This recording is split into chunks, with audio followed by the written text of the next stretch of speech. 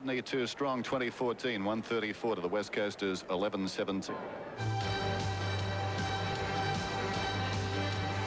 Hours later in the day, gusting breeze, first bounce.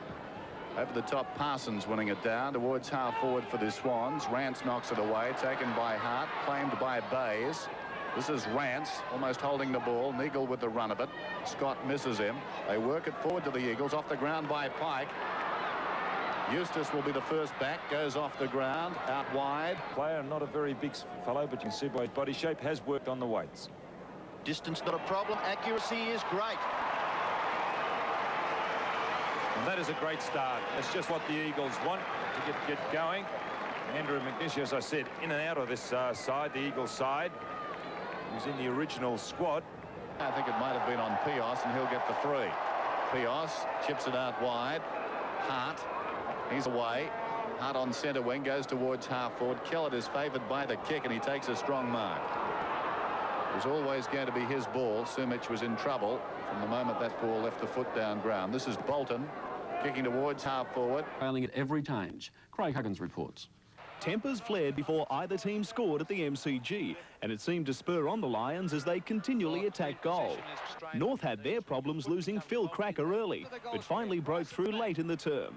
Does well, and goals! The Kangas play Hawthorn next week, but as Alan Jeans watched on, the other ruse was flying. Not to be outdone, Lynch's screamer and follow-up goal helped the Roys to a healthy quarter-time lead. In the second term, Lynch's ground play was just as good as his aerial work. But Jason Love's 3 goals in 5 minutes put North back on track, trailing by 32 points at half-time. Love again. The third term belonged to Fitzroy, and after Rue's great mark, it belonged to Alistair Lynch. Plays on, and goals.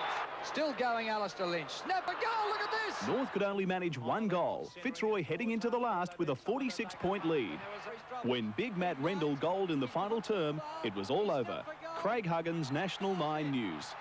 The West Coast Eagles finally broke their losing streak with a 42-point win over the Swans in Perth. After a low standard first half, the Sydney side is led by a point. After the break, though, it was all the Eagles. The highlight of the first half was Murphy's handling of a Swans trainer. Bremens had a run-in with Stevie Wright, but it only resulted in a 50-metre penalty. With goals hard to come by, inspiration was the key, and skipper Carroll led by example.